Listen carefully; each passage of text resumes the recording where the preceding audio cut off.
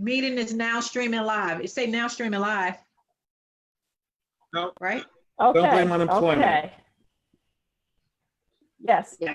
Yes. It's now streaming live. Hello, It's on your everyone. Sorry okay. about that. Little technical issues, but yes, but we are on. We're just sharing. On your assembly page? Yes.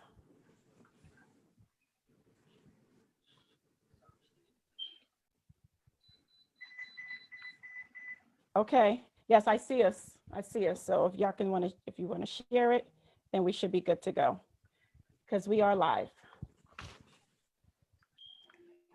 Okay.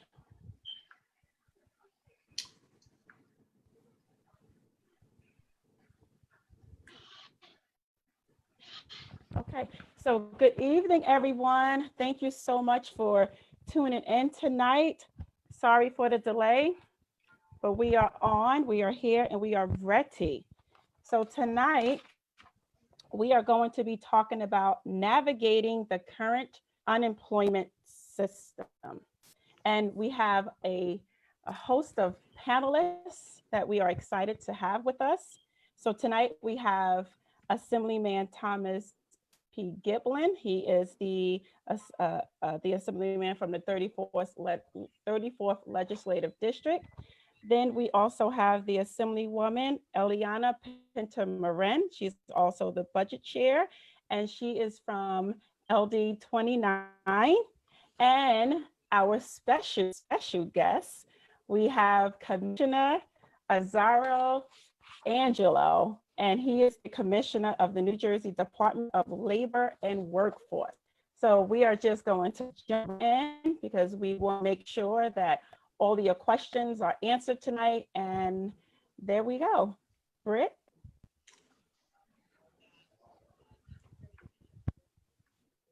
Britnee? You're mute. You're muted. I'm unmuted now. Can you hear me? There you go. Sorry about that. Yes. We're really excited tonight because unemployment is a major issue with what's going on with COVID. And we're so excited to have this panel and host with us. And I'd like to give the floor to Assemblyman Thomas P. Giblin, who is my district partner in District 34. We represent East Orange, Orange Clifton, and Montclair. And he's a labor champion. And I wanted to just give him the floor to say a few words tonight. Thank you, Assemblywoman Timberlake. I'm honored to be on this panel along with Commissioner Rob Asaro-Angelo, and of course my colleagues in the General Assembly. I've spent my life's work in the labor movement since I'm a teenager, so that's a few summers ago as far as that's concerned. And what we're going through tonight is unprecedented as far as unemployment is concerned. You know, watching this over the years, I've seen different highs and lows as far as our economy in New Jersey is concerned. And it's very challenging and traumatic many times for people who lose their jobs. I think the important thing that we want to stress tonight is that we will be able to come through this pandemic. That, you know, the road ahead will be better. We will have to adjust with changing times, but people I'm definitely interested in is, you know, some of our older workers, because, you know, they might feel that they cannot move on to gainful reemployment. We need to encourage them. And then with our younger workers, we have to kind of make sure they keep up with their skills as far as education is concerned, and realize that they might have to get involved with some cross training. But I think if we kind of use all our resources that are out there, I know that Commissioner Asaro-Angelo will definitely give us all the support that we need in the Department of Labor. And we want to help, of course, our constituents with any issues they have with unemployment in terms of navigating through the system. I know I've been deluged in our legislative office as far as requests to help them with that, but we will be able to accomplish this. We just have to be a little bit patient because the sheer numbers of people who are unemployed in New Jersey, over 1 million people, is totally unmatched in our history or in any era I've ever witnessed. Thank you, Assemblywoman Timberlake.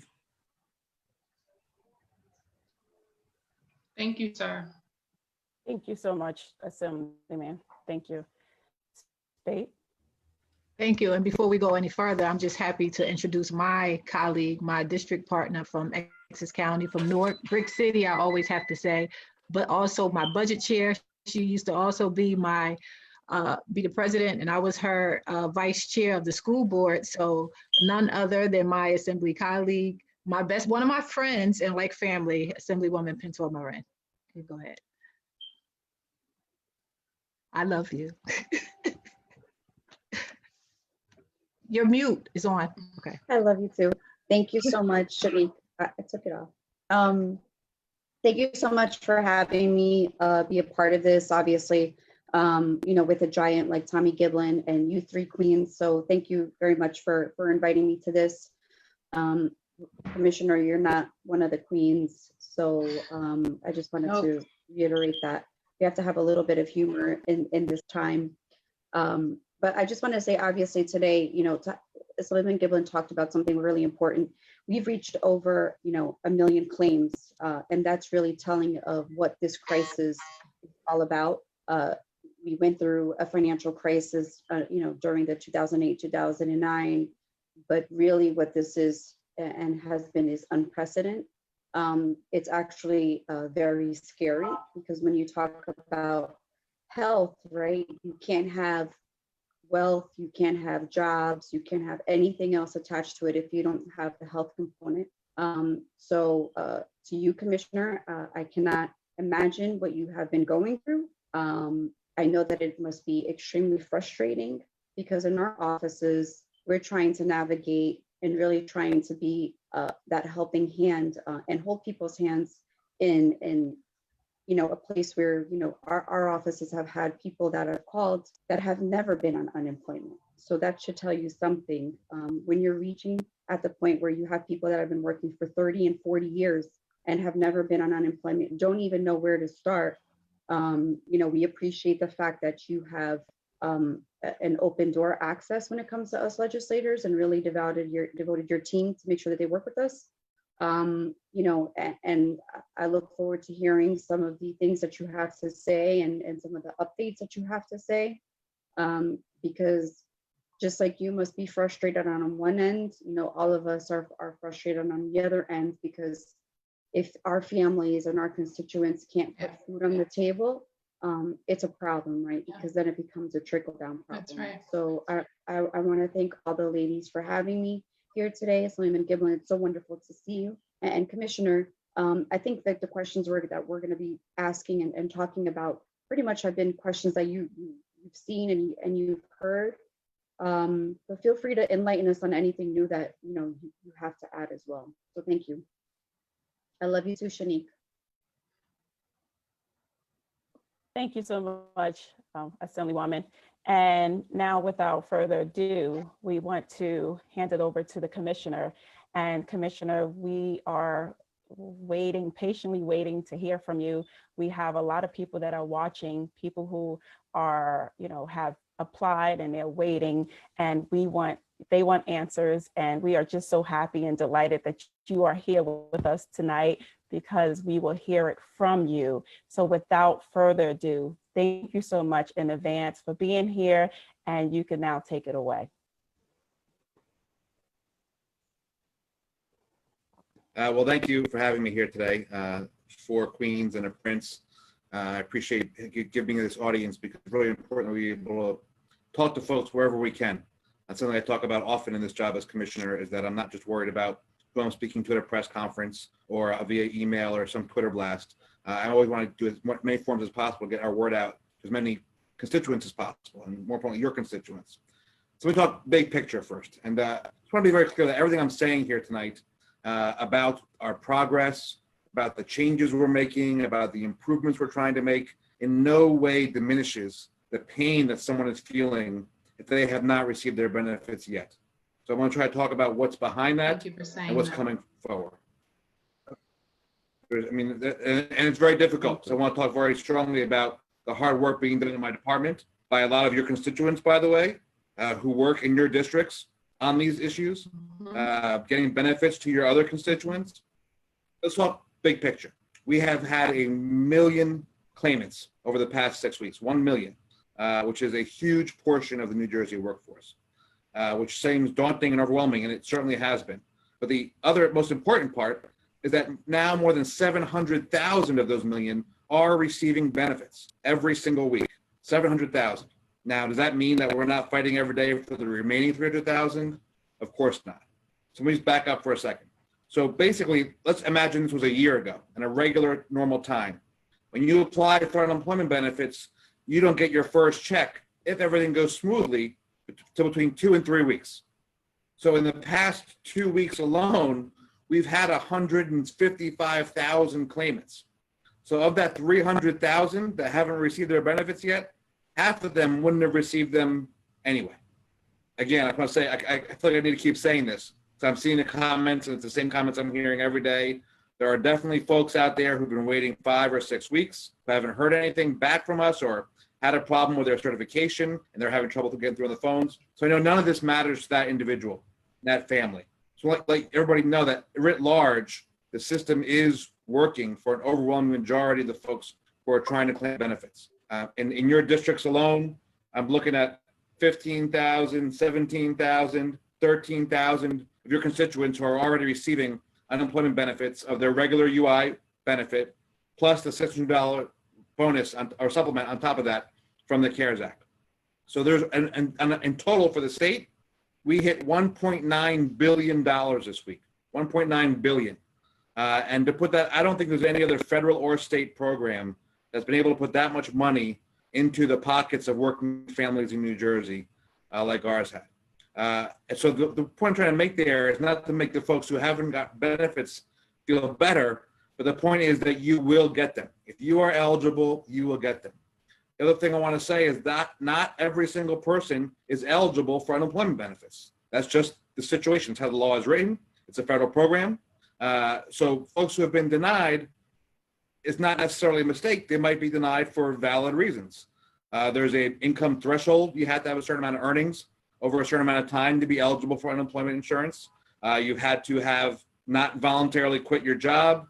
There's other reasons why maybe you had some other kind of issue out of state. So there's a variety of reasons why somebody might get denied up front. But generally, 50% of claimants go through right away in the first part and get approved and get their benefit payment in 2 to 3 weeks. In general, the median wait time to get your claim processed is 6 days.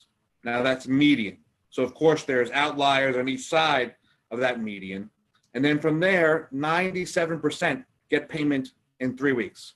Now 97% sounds really good, right? But when you're talking about 1 million people statewide, that 3% is tens of thousands of people, which is why all of your offices are getting overwhelmed with calls. You know, think about a year ago, we have generally in a normal time have 5 to 6 cases we're dealing with for each of your offices. You know, somebody has some kind of problem with UI or TDI. We have like generally a handful of rotating cases that we're trying to work on for you all. When you take that normal monthly number of 44,000 claimants, and now it's 1 million, that means the caseload in your office is about 170, 180 claimants coming through asking for help. So I just want to give you sort of a big picture. So here's what the biggest problems that we're having, that our folks are having when they're applying. Two main things. Is that folks are applying because they've heard about the new federal benefits from the CARES Act, which are very important, which were 4 or 5 pieces. One was a $600 supplement to every unemployment payment. We started that on April 11th. We were one of the first states to get that money out the door to the claimants. That is additional money in their pocket. The second part is coverage under something called pandemic unemployment assistance. So just be very clear, it's not unemployment insurance. It's not plugging somebody into the programs we already have. This is a whole brand new program for a whole brand new population that we've never dealt with before. When somebody files for unemployment insurance who is eligible, it usually means that we have wages for them in our wage records, that the employer has sent us their payroll taxes, and you get your W-2 every year for your taxes. You can see how much was on there taken out for payroll tax. And we know because the money came into our department from your employer. But now under the pandemic unemployment assistance for independent contractors, for self-employed, for folks who are otherwise ineligible for unemployment, that means we have no data for them at all. No records. They're not in our systems. We don't have systems that can even pay this process. So we've been working furiously for the past 3 to 4 weeks, programming basically our systems to be able to make these payments. So last week we had our first round of payments for the pandemic unemployment assistance. That went through last Thursday or Friday. 72,000 people got, so back up for a second. So that number of folks who have not gotten benefits yet is 300,000. And that includes the 72,000 that got processed on Friday, but we can't report those numbers yet because it's an embargoed number. In addition, we're processing another, we're estimating between 70 and another 130,000 over the next week for the rest of that universe of the pandemic unemployment assistance. So that is a huge portion of the folks who've been waiting for a long time, are those folks who are not eligible for regular UI, but will be eligible for this pandemic unemployment assistance. The third part of the CARES Act programming was the unemployment extension. So for folks who have exhausted their benefits at some point since July of last year, they will get a 13-week extension. So folks who are already claiming, they're fine. We're gonna add those weeks on as they come, if they're still unemployed, as they come to the end of their benefit period. Just so you know, folks are eligible for 26 weeks usually of unemployment benefits. This will be an additional 13 weeks, bringing them to 39. Folks who are already collecting, they won't need to do anything. For the folks that have exhausted already, from July of last year till now, they'll be hearing from us over the next week and a half. And our goal is to have those payments and benefits up and running by May 18th. We want to get that bigger universe of the pandemic unemployment assistance done first. The problem is that we can't just do all these things at once. We basically need to do these in succession to make sure that the systems can all work with these new programs in them. When we talk, and some people, you know this well, when you pass a law, you usually say you have 6 months to implement this, 180 days, a year from enactment. They passed the CARES Act. The president signed it and said, oh, it's in effect right now. But of course, our systems, our staff weren't ready for that. And there's no way to flip a switch on such an expansive program as we're having now. So that's the big picture about the programs. Now, secondly, the biggest problem people are having is getting through to somebody on the phone. And there's not about that. I'm not trying to sugarcoat anything. It is a problem because when you need somebody to go inside your claim and fix something, you need somebody who's an expert UI examiner. And those are in short supply because those folks have been working on this for years. The minimum training is 3 to 6 months. So it's not, we couldn't just snap our fingers and hire a bunch of folks off the block like that. So we're in the process of hiring about 130 new trainees to be claims examiners. We're bringing back dozens of retirees to work on those claims to help us. We've gotten more than 500 laptops out into the field so people can do this work from home.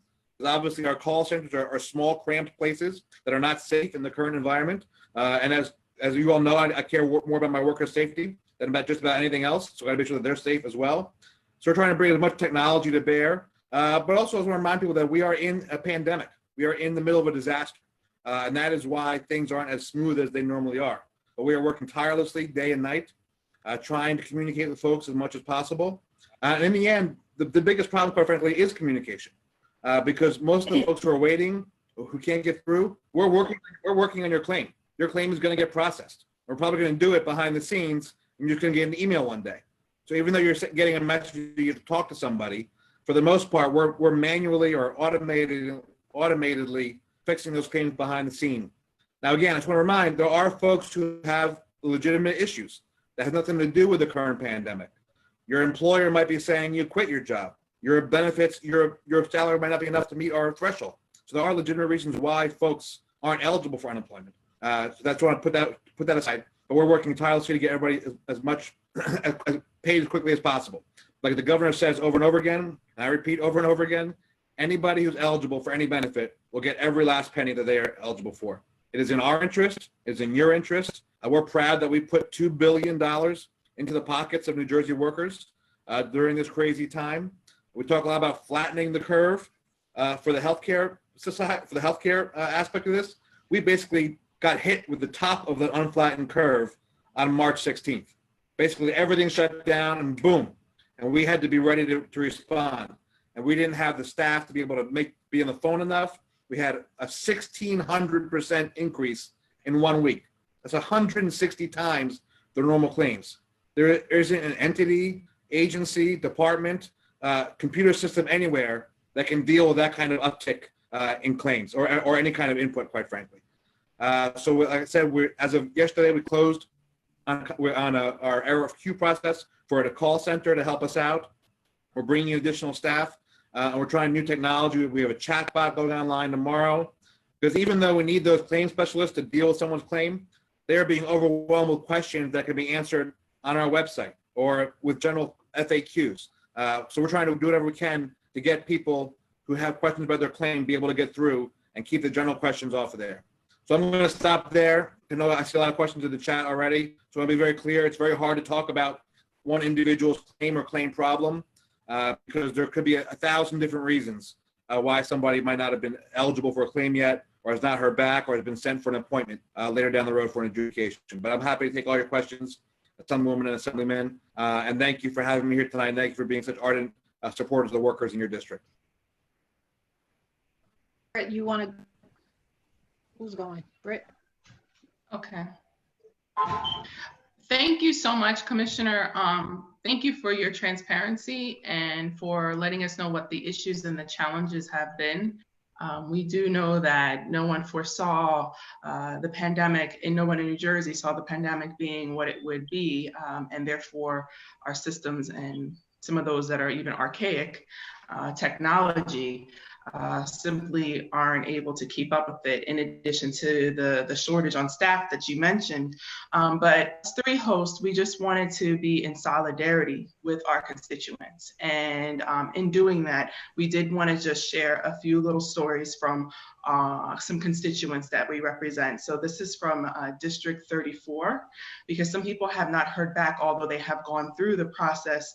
And she says, I realize that you've been receiving many emails like this one, and I apologize for that. However, I'm getting worried. Bills are piling up. My grandmother is stretching herself thin, trying to help me stay afloat.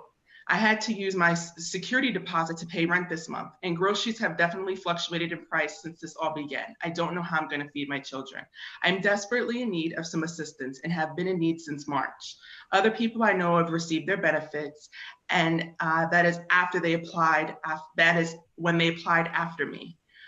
I just wish I at least knew what was going on, and I'm running out of options. Anything you can do to help. To all the constituents out there, we are receiving your emails. We hear you, we understand, and we are sending them also over to the Department of Labor, in addition to your inquiries with the Department of Labor directly. Assemblywoman Speight or McKnight? Yeah, I'll read mine. Okay. So here's one.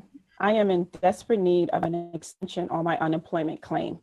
I have been trying to reach someone by phone, but have not had any success in filing for an extension on my claim.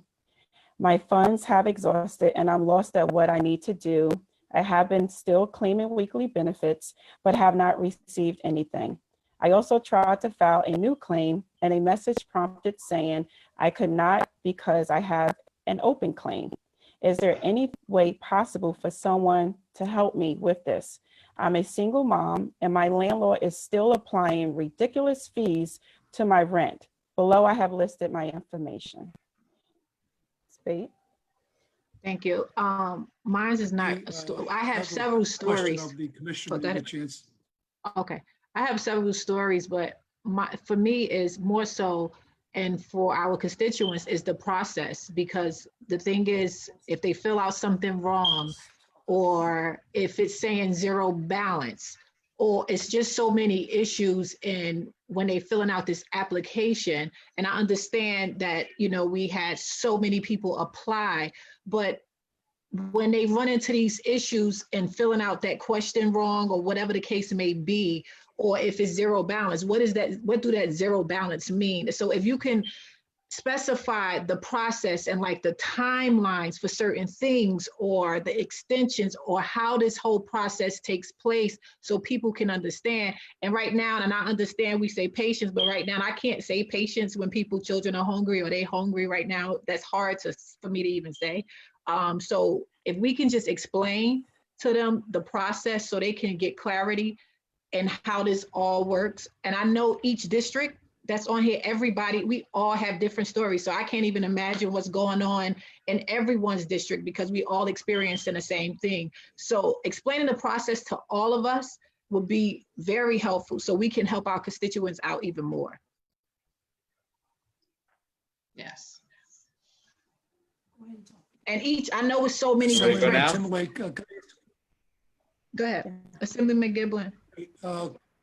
Commissioner, a couple questions. Those numbers you're tossing around as far as unemployed and the aggregate payroll is very daunting. Is that money coming from the state treasury, or will in fact you have to draw down from a federal source like a loan, the way it was done in past economic turndowns? Okay, I'm going to work backward from all those questions, and please get on me if I forgot one of them, right? So just the quick and dirty on the trust fund, we were in a very good spot heading into this, quite frankly, in the balance of the trust fund. We were at about 3.1 billion around that. Just to be clear, the trust fund is everyone's property. If you've been paying in on W-2, on payroll taxes, you're an employer paying in on payroll taxes for your employees, you are in that trust fund. So basically, of that 1.9 billion so far, about 900 million of it is out of the trust fund, and about $1 billion of it is federal benefits for the $600, as well as the feds are picking up the first week of claimants of claims for beneficiaries. So we're actually in really good shape, Assemblyman. Way better than California, Kentucky, Illinois. Some other states have already had to borrow money from the federal government for their trust fund, and our goal is to avoid that. Because that set us back a while, as you know, back in around 2010 during the recession. We were still picking up the slack for that, but we were in a good spot for that going forward, which is why it's also important to get as much of the federal benefits out as possible, which is why we're working so hard to make sure as many folks who are eligible for PUA are eligible to get it. Let me back up for a second. On the extension, someone mentioned they need their extended benefits. They are going to get their extension. Like I said, I think our target date right now is May 18th. It's like a constituent who said they were trying to get through by their extension. If they are eligible for that extension, if they've exhausted their benefits from July of last year till now, they will hear from us. We have their information on file, on whatever that date is, hopefully May 18th. Everyone's going to get an email. It's going to have the information for how to claim your benefits, starting when and what weeks you can go backwards to. Because just remember, all of this is going to be retroactive. So if you've been eligible since the day you filed, even though you haven't been able to get your claim processed or for whatever reason, you're going to get every single penny you owed back to the day you were eligible. And that goes for the pandemic unemployment assistance as well. For independent contractors, self-employed, that program is payable back to, I want to say the last week of January, I think is the first week. So even if you are unemployed, obviously. So even if you file today or tomorrow, you're going to get, if you're eligible, you can go back your benefit weeks back to the end of January, early February. Back to Assemblywoman Speight's general questions about the process. Go ahead.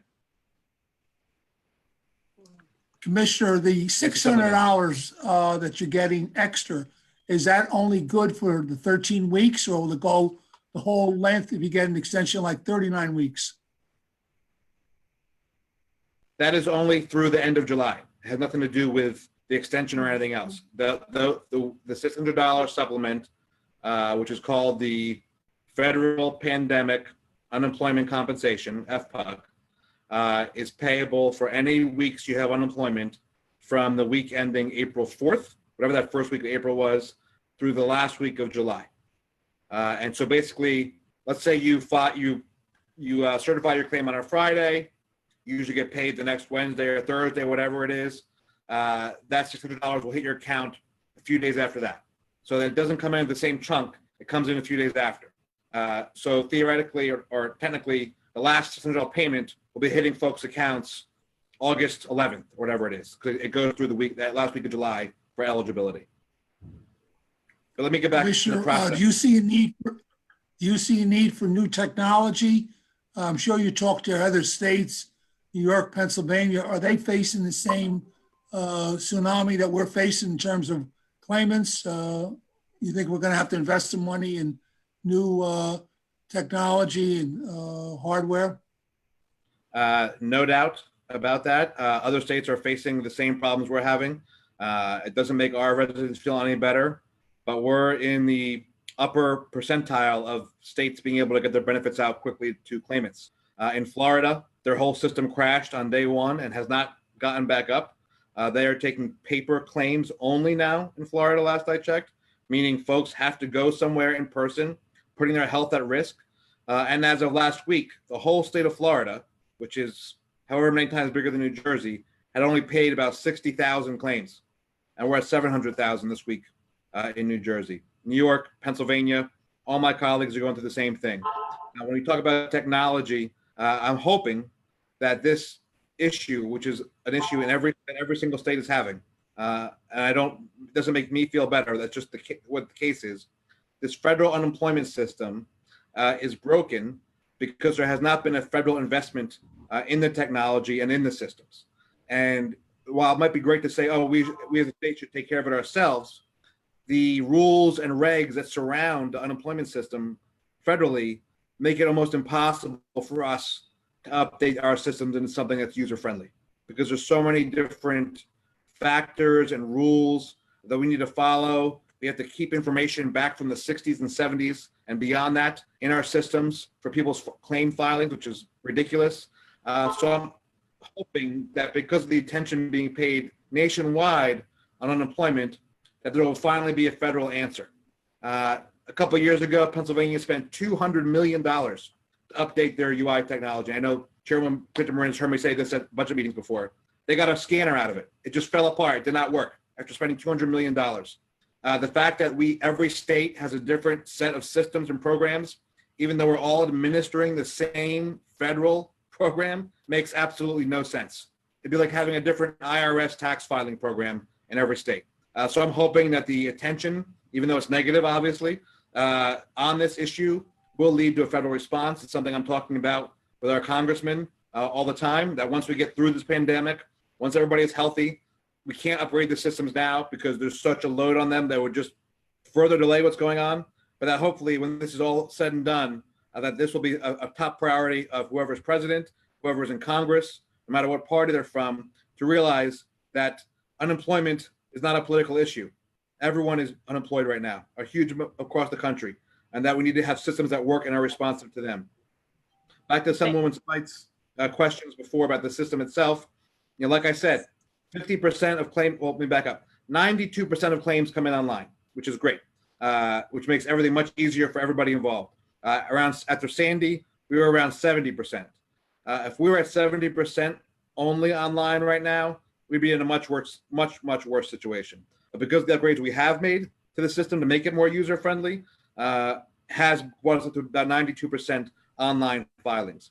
Half of those filings go through right away, and those folks are receiving benefits in 2 to 3 weeks. The other folks who have an issue, the other half that need agent intervention is what the term is called, about folks who need to speak to somebody. We've been able to automate that process to a certain degree. So there's about 9 or 10 factors that can lead someone to have to go to agent intervention. 1, their social security number doesn't match up. 2, they have wages from multiple states that we need to get reconciled with those states. 3, they don't have enough qualifying wages in the right amount of time. 4, they might have exhausted their benefits before.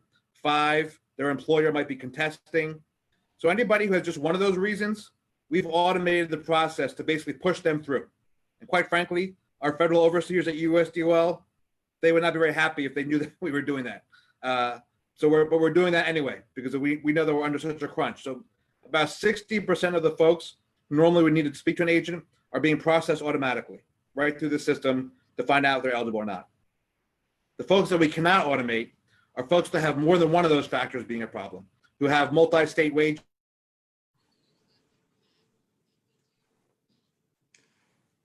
Commissioner, I just want to take It sounds moment. like I think the commissioner he froze out. Yeah. And then I know Assemblywoman McKnight had her follow-up question, but I don't know if we can get the commissioner back.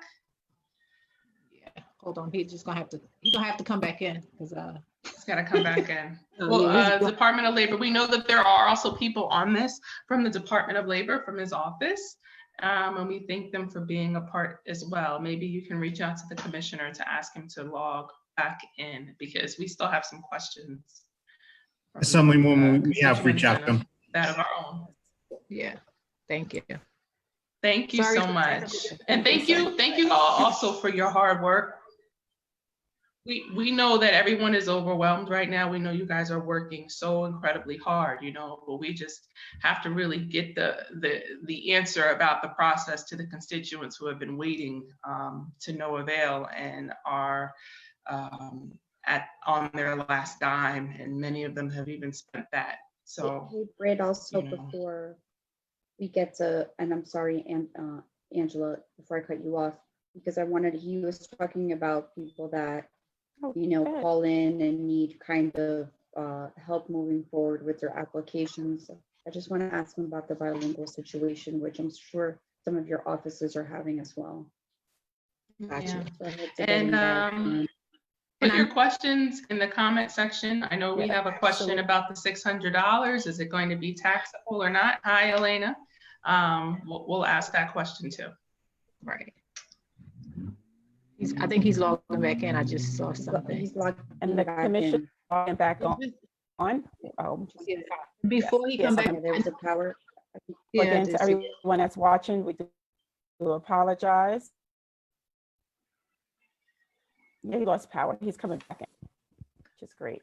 I know one of the other things was when people are answering the questions, they may answer the questions wrong. And so that's also another kickback. So if we can just ask him about that process so he can address that as well, because I know that's one of the things that's been coming back and forth to the office. So that's very key. And I know someone mentioned about seniors that's never been on unemployment before and now has to fill out for unemployment, and it being difficult to navigate the process, you know, online for them. So I'm not sure if it's a different process. That's very difficult too. Yeah. So. Yeah, I think there, to your point, Assemblywoman Speight, there Well, this is a first about, for I think 7 questions, and I was reading today. What was that, Assemblyman? He was, I think Assemblyman was going to say that it's also the first Oh, for it's many about of this whole issue of independent contractors. contractors. Right. Right. Yes. That's never happened before, to the best of my knowledge. So just bear That they with get a us. We'll get check the and never commissioner paid back into it. into your questions. I think it's an issue we're gonna have to look at down the road. Right. You know, you not only get the unemployment, they get the Yes, $6 check. because I think They a lot never of them, paid in. I don't think it's fair, to be honest with you.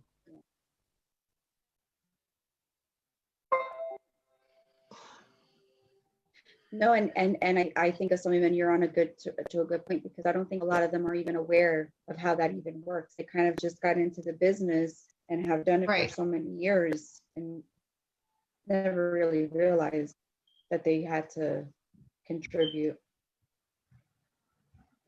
Right. Mhm, So, and it's being Absolutely. mhm. that you have, you know, the process is kind of difficult to navigate. The process is not the same for everyone to fill out, you know. So I think that's very key for him to explain when filling out for unemployment. It's not the same process for everyone. So that's definitely something I need him to, you know, explain. But people gotta But the understand, commissioner like, is coming, Right, and the they commissioner were, is coming back. right, in. they were talking about those. There we go. Yeah, the commission is coming back in now, but I want to just make a comment to everyone that's listening. If you are making a comment about your personal case, please contact your legislative office. You can contact my office as well, and we will answer your questions. We are not, we cannot put any personal information out on Facebook. So please reach out to your legislative office, including my office, and we will definitely fill your questions. So thank Great. you. And Assemblywoman McKnight, that's And- great that you brought that up, because I think we were all getting questions from sometimes the same people, and they were kind of hitting everyone's offices. Yeah. Now the commissioner and his staff kind of set up, and we can talk about that too. So if you've asked a legislator about your claim, just try to follow up with that legislative office, just because now I think they're trying to streamline, because if Shanique had a constituent that asked her the question, they would ask me or they would ask somebody else. And I think that they noticed that they were responding to the same person a few times. So let's make sure that, if everyone have the could just commissioner follow up back on. with that legislative office. Yeah. Thank you, Can't talk Eliana. about him anymore. Commissioner. Yeah. Sorry Welcome about that. back, I had Commissioner. my power went out. Thank you That so was crazy. much. Then my router had to restart and everything. I apologize for that. It's all right. Where Things did I happen, leave but off? you Where came did Thank you back. for last- coming where- back on, and thank you for joining us. You was going through the process. While you were off, we were just, brainstorming on different questions. Yeah, and the process. And we know that there was about 7 questions in a process to answer in the unemployment. What is the process to get this claim answered favorably?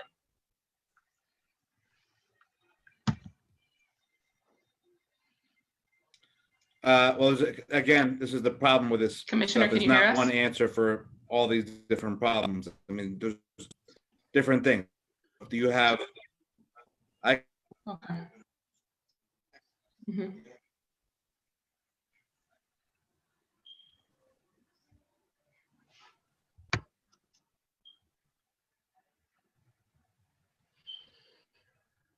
Assemblywoman McKnight, do you think maybe the representatives from the Department of Labor might be able to jump in to help Yes. field some questions? I think the commissioner might be going out again.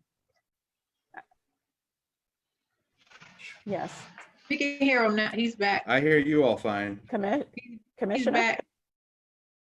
Yeah. Can you hear me? Get back now. Go. Yes. Okay. So So Commissioner, Yes. yeah, we can hear you Yes. now.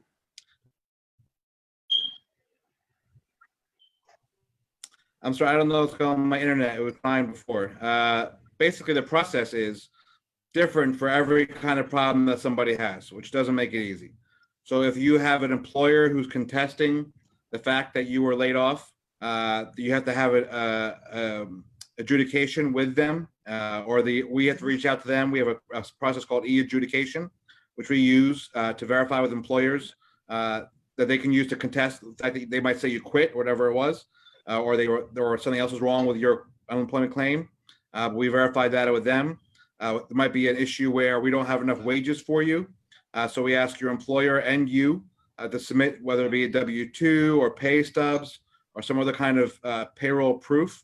For the large majority, again, of that folks that have not been paid yet are in that independent contractor, self-employed universe. So like I said, So when you're talking about the employers, so I have ran into some issues when you possibly might not be able to get in contact with that employer, being that some businesses are closed at this moment. So how would those issues be addressed if businesses are closed because of the pandemics? What happens in that case? that's a good question. I'm going to check on that for you, but I'm going to guess that if we don't hear back from them either, that we're going to also push forward that claim as what the employee attests to. But I want to hedge there a little bit. I don't know exactly how that process works, but I'm pretty sure that if an employee can't reach out, get the employer, we're reaching out to them. So if we don't hear back from them, I hope that we're ruling in favor of the employee. It would be my inclination for sure. So Thank too. you. Thank you.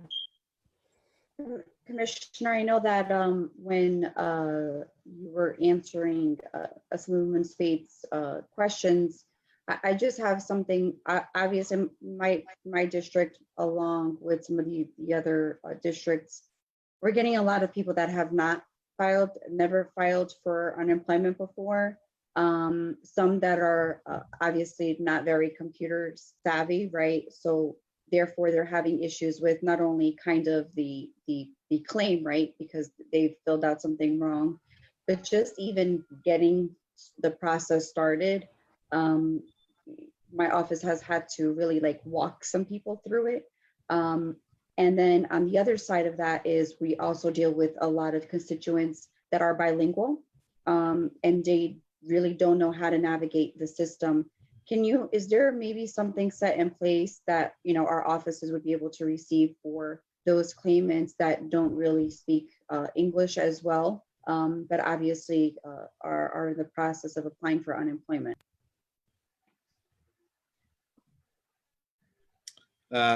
Great point, number one. One of the, besides just the mass volume of folks who are applying for unemployment, in general, you know, when we're at a better time, folks that are applying for unemployment likely have applied before, whether they're seasonal workers or they're in and out of work, and it's a normal thing for them to apply to unemployment. As you said, we have a huge amount of folks who have never been part of our system before, never had to go through it, don't even know that they have to certify for benefits each week.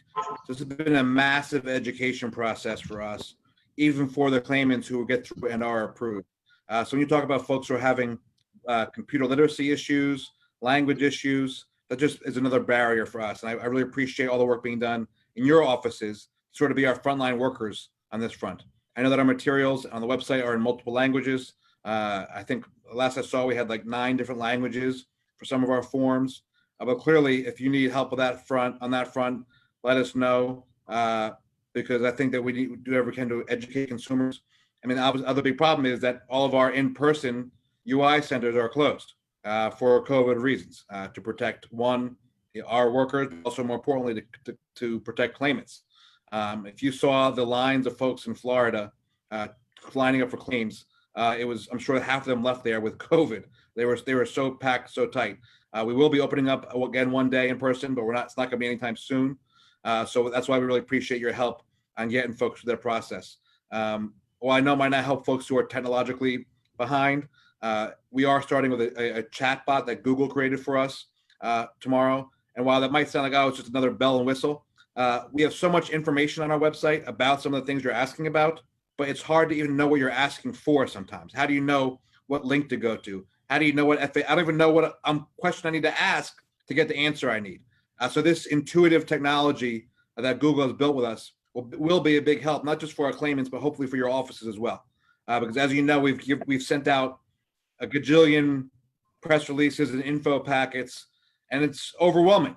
You know, there are pages and pages and pages about the intricacies of a UI claim or what to do here and there. So hopefully that chatbot will not just help folks individually, will help your folks navigate for some other folks who might need help navigating.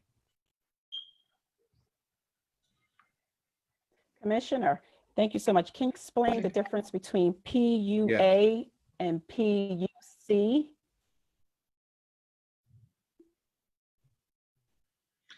So PUA is the Pandemic Unemployment Assistance, and that is the funding for folks who are not normally eligible for unemployment insurance. The big focus is on independent contractors, gig workers, freelancers, self-employed, but it's also for other folks who might not have enough income usually to apply to qualify for unemployment. So basically, if you've had some connection to the labor force, whether it be on a W-2 or 1099 or 1065, from any point from January 19 forward, you're going to be eligible pretty much for the pandemic unemployment assistance. So that's why I'm saying that people don't want to hear about patients anymore. But after the next week or so, pretty much everybody in that huge universe that started about 250,000 of the PUA will be receiving their benefits. So it really will be a huge weight off the system, off your offices. And again, those are going to be back wages back when they started filing or they're eligible for. One of the problems we had this past weekend was we processed about 70,000 PUA claimants, but they had to certify for like 10 to 12 weeks at a time, going back to January. And the amount of payments that was like 170,000 payments pushed our whole system back for the whole weekend because the amount of money going out was something our system had never seen before at one point in time. And we have all these checks and balances inherent in our programming to make sure we're not getting robbed, quite frankly, by individuals or by organized crime or somebody stealing the identity of our bank account. So that sort of pushed everything back. So the program has been very successful, just not as quickly as we want it. And there's no doubt about that. The PEUC is the Pandemic Pandemic Extended Unemployment Compensation. That is the extended benefits. So that's what I talked about before. We're hoping to get up and running on May 18th. If folks are already collecting, they don't need to do anything else. Their 13 weeks will be added right to the end of their claim if they're still unemployed. For folks who have exhausted and are not collecting right now, from July of last year till now, they'll be receiving an email or hard mail if they don't have an email with us, telling they are now eligible. They come back and they'll get an email saying, you can now come on and claim at this date and time your benefits, not just starting at that point in time, but if you've been exhausted the past whatever number of weeks of that 13-week chunk that you'll be eligible for. Okay, so it's a dual question. So if someone's unemployment started and they was receiving benefits and then stopped saying not eligible, what does that mean? And then going back to that zero balance, eligible but zero balance, what can you explain the meaning of that? There's the most likely the two things. One, if they already started collecting and then had a zero, that probably means they exhausted, they're out of their weeks or they're out of their benefit period. So they will either be eligible for the extension or for the pandemic unemployment assistance, whichever is most appropriate for them. Either way, they will get back those weeks they've lost. They will also get the additional $600 per week on top of that. Another reason somebody might be collecting, then something happens that they can't certify again, is they answer one of the questions wrong on our questionnaire. We sent out a press release yesterday. I talked about it at the press conference today. Every week in New Jersey, between 30 and 40,000 people answer one of those questions wrong. And it kills us and it kills them because that is a federally mandated questionnaire. And once they do that, we have to have somebody talk to them or process their claim separately because they basically answered a question saying, I am no longer eligible for unemployment. So that's why we have a huge, basically we have a cheat sheet online when they certify.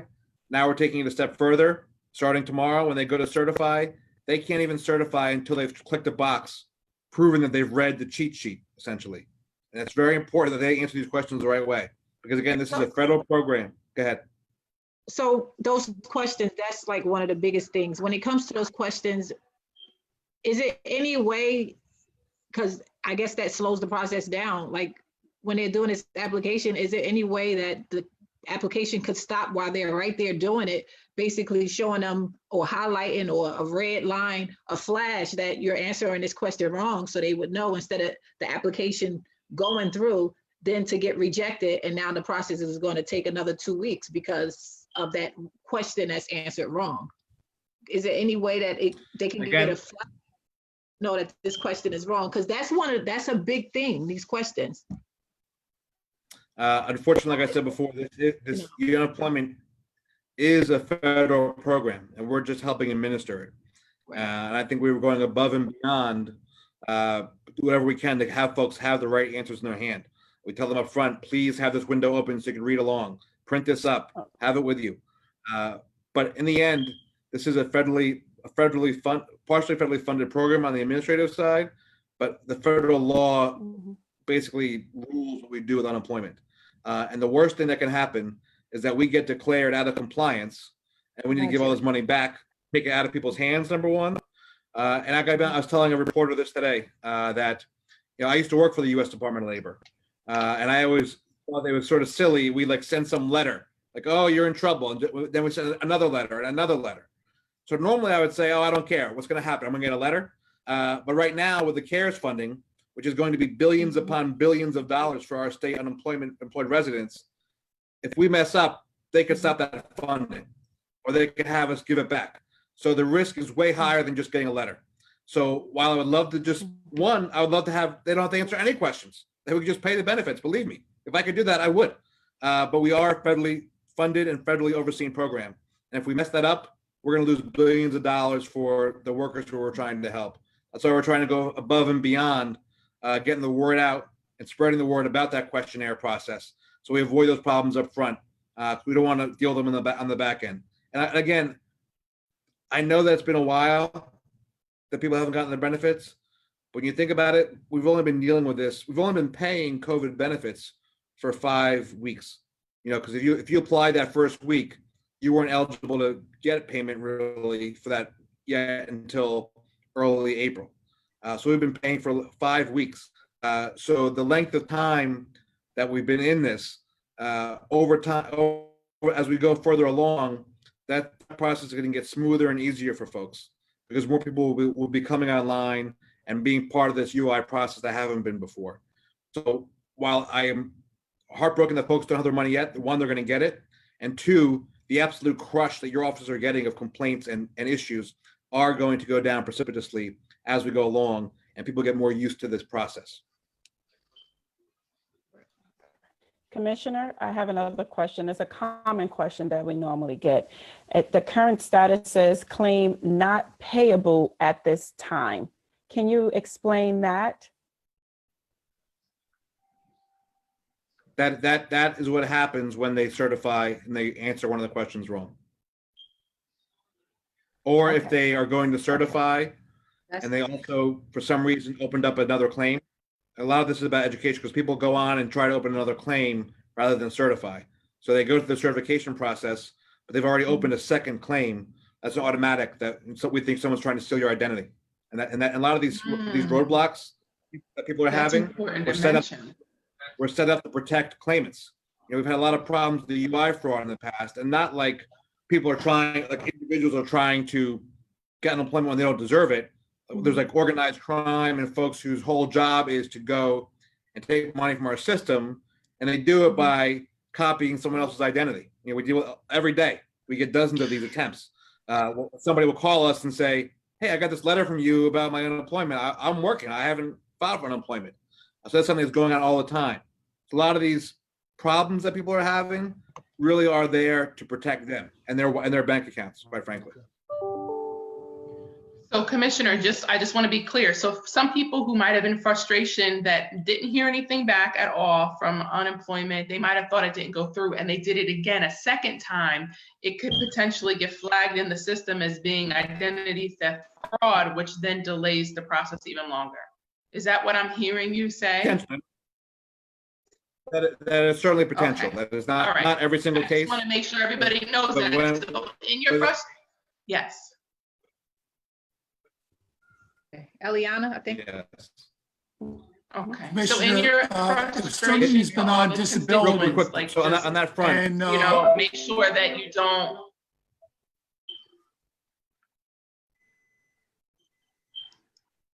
Real quick, okay, I'm gonna can you hear me? Can everybody hear me?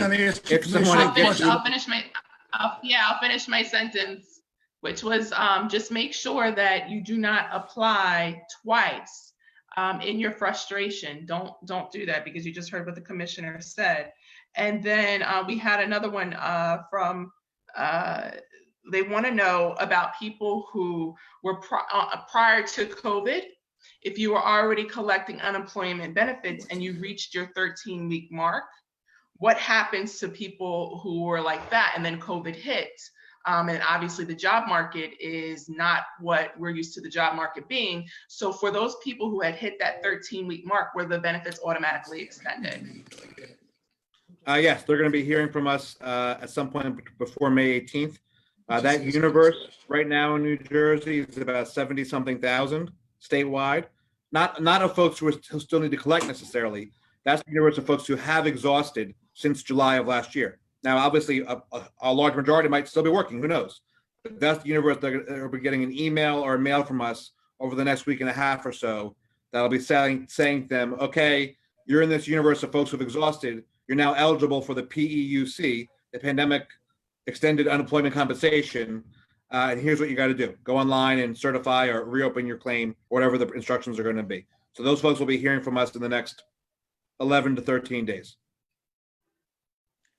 Commissioner, if somebody's been on disability and are able to go back to work, but they find the job is no longer there, do they have to reapply for unemployment? Is it a separate and distinct application, or can they kind of continue Yes, sir. on with this?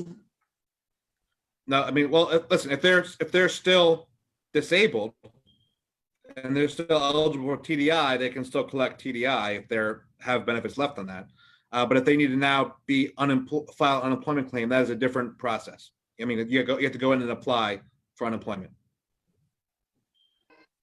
Commissioner, I know that Assemblyman Giblin touched on this, and this is something that, you know, because the District 29 is a huge port district.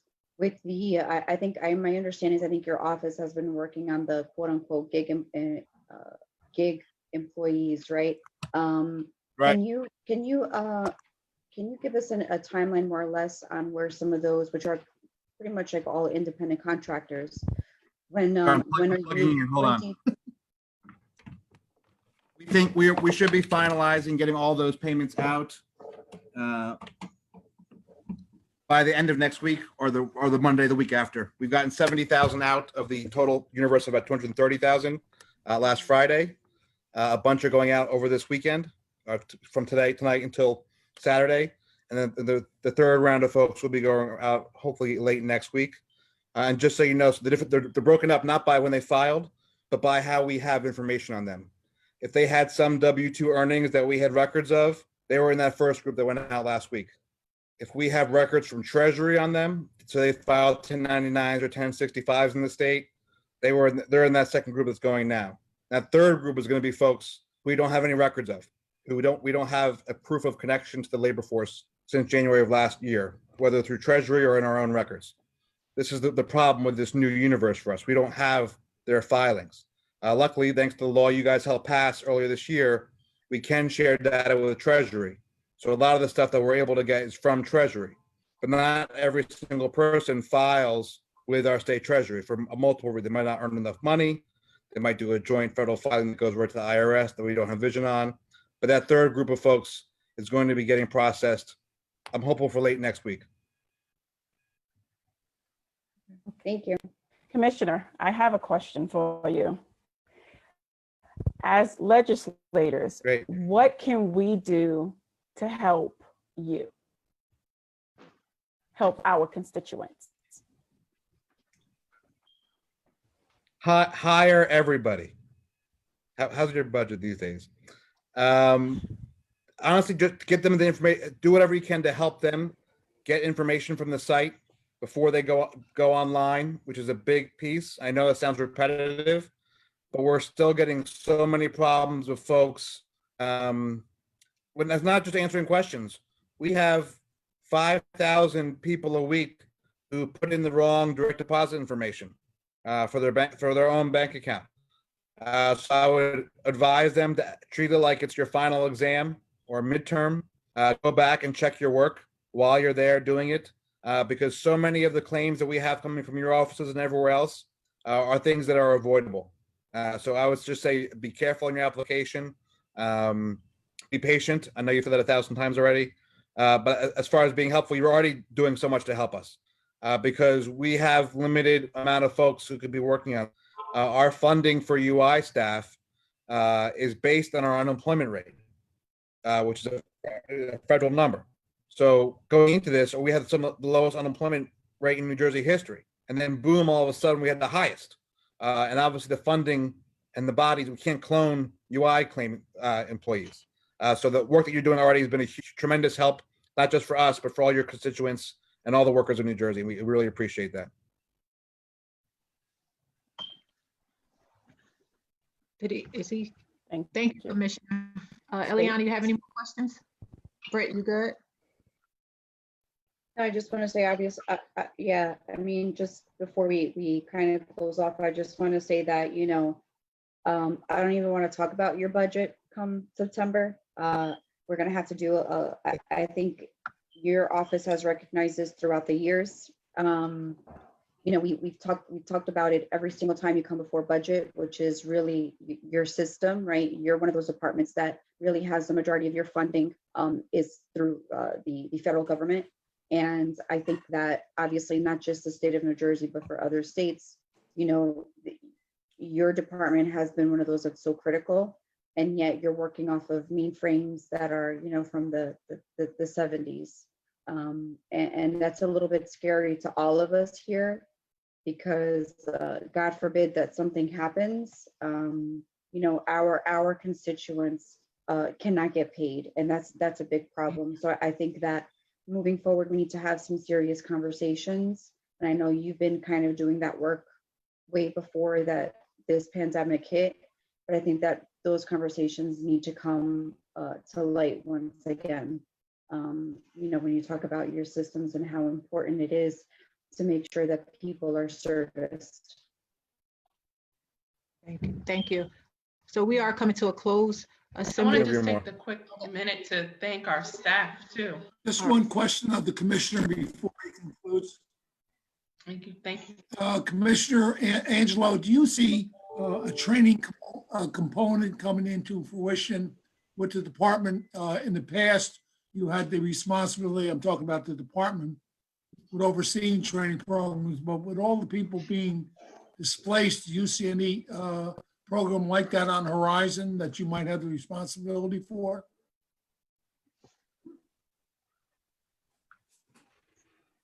Absolutely. I think there's been a couple moves in Congress on that front as well to help provide more training dollars to help folks not just come off unemployment, but figure out what is going to be, what are going to be the jobs needed in the post-COVID world. You all mentioned being from port districts. I think our TLD industry is going to be even stronger than it was before. I think folks with delivery and transportation, moving people from one place to another, moving items from one place to another is going to continue to be our strength in New Jersey. I think it's going to help lead us back out of this, quite frankly. Currently, we supply the whole Northeast on this state and in your districts. So I think that's going to be a big component of it, Chairman. I think different technology jobs, all the things that have been successful in this time of this pandemic and staying indoors and everything else are going to be crucial for us. We're obviously the world's medicine cabinet as well. We have a huge pharmaceutical industry in this state. I'm very proud that I'm pretty sure that one of our companies is going to cure this for us. Rutgers, our state university, is already taking a big lead in the testing front. So I think all the jobs surrounding that are going to be crucial. We already have industry partnerships on these fronts in life sciences and transportation and all this stuff. Training is going to be a crucial part of this, Assemblyman. And maybe there's going to be jobs that won't exist anymore because of this. We need to retrain people.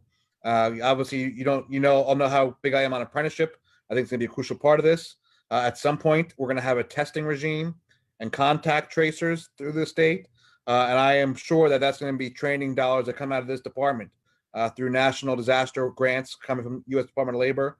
And we're going to be working with you all in the county and our partners at the county workforce boards to make sure our unemployed residents get into those jobs. And I can't leave here tonight without giving a shout to the website, jobs.covid19.nj.gov, jobs.covid19.nj.gov. There are close to 60,000 jobs on there right now. So while we're focusing on unemployment, there's also plenty of employment available for those who are willing and able and can do so in a safe manner by over 800 employers in the state. Jobs.covid19.nj.gov. So Assemblyman Giblin, do you have any closing remarks? And then we'll turn it back over to the commissioner. Well, I just want to thank Commissioner Asaro-Angelo for participating in our program. In particular, I want to acknowledge the cooperation I received in our office from Tim Grillo. He's been very helpful about trying to adjudicate some of these claims. We know you've had a tremendous amount of different things thrown at you in recent weeks. You seem unflappable. You got your eye on the prize in terms of trying to get things accomplished. And I know that I trust your commitment to deliver as far as unemployment checks and any other types of assistance that you can render to the brothers and sisters throughout New Jersey who are dealing with the pangs of unemployment. I know your heart and soul is in that as far as workforce is concerned and employment, and working closely with the labor unions over the years. So I think that you're the right man for the job at this time. Thank you, Assemblyman. Commissioner, you have any closing remarks?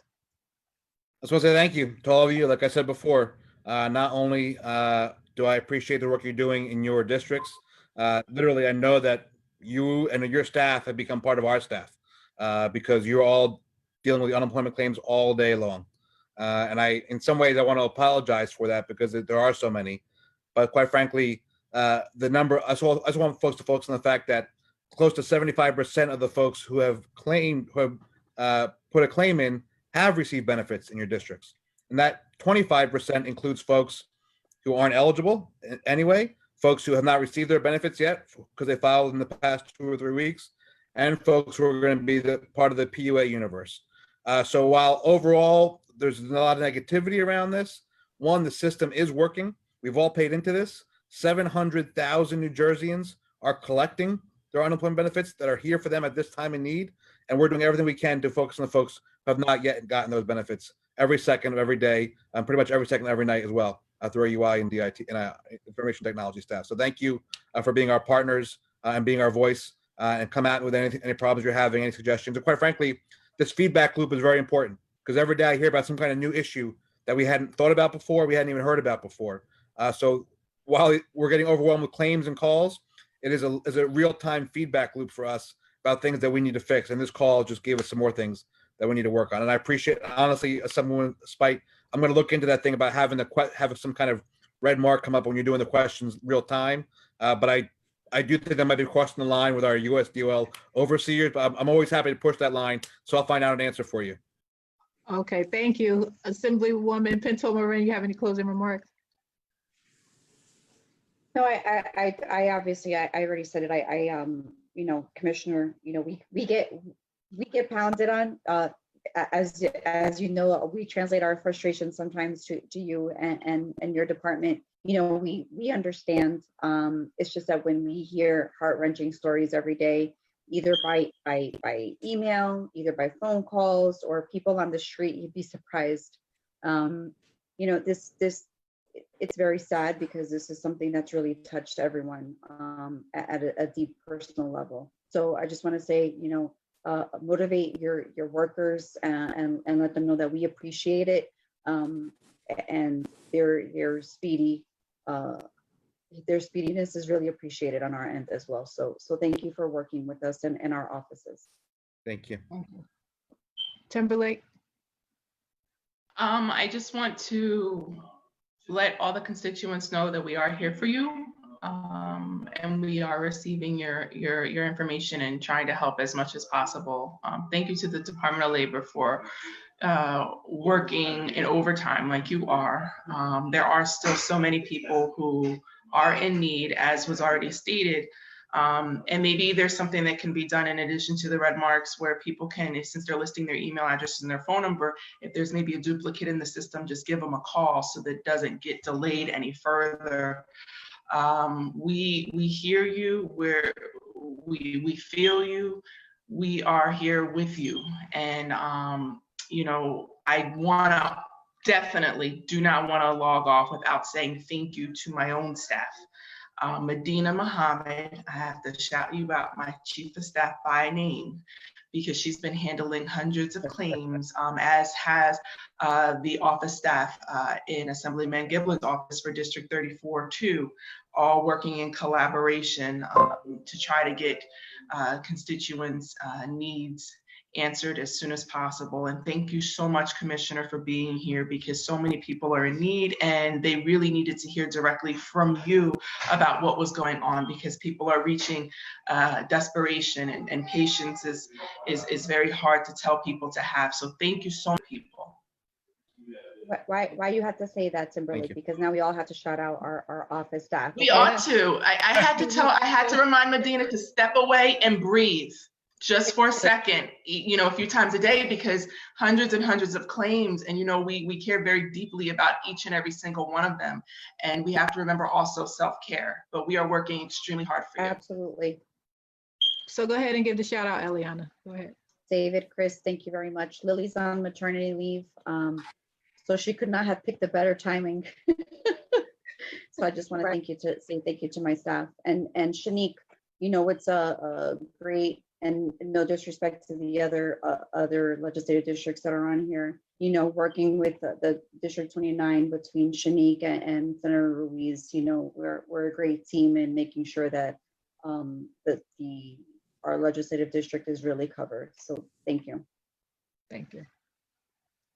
McKnight, or you want me to go and you go, McKnight? It doesn't So matter. Commissioner, I'll go, then you go. Well, no, go, you go ahead.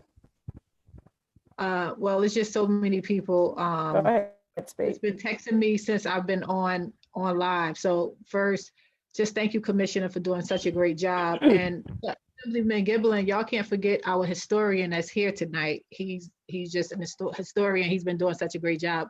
But just thank you, Commissioner, for just giving us the process. Best, the absolute best. Yes, he is. Just explaining to our constituents and just letting us know that you are here for us and supporting us during this process. Just thank you also to the majority office for spreading the word all online. Also, thank you to RLS Media, Richard Smith. He also spread the word on today to just let people know that this will be going on live. And just thank you again to my Chief of Staff, Shadea Bennett. She has been working her behind off every single day, handling these claims, just like she worked for the New Jersey Department of Labor.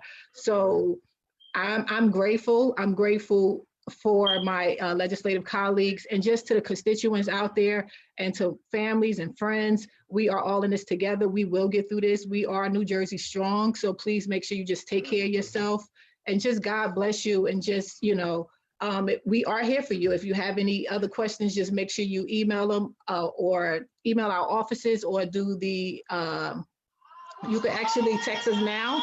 I'm getting texts and calls now, but we love you. Take care. What'd you say? No, I didn't. Yes. Go ahead, McKnight. So, Commissioner, I just want to say, you said you want to apologize. You want to apologize for our staff helping you. Please don't apologize because we're in this together. We are helping our constituents.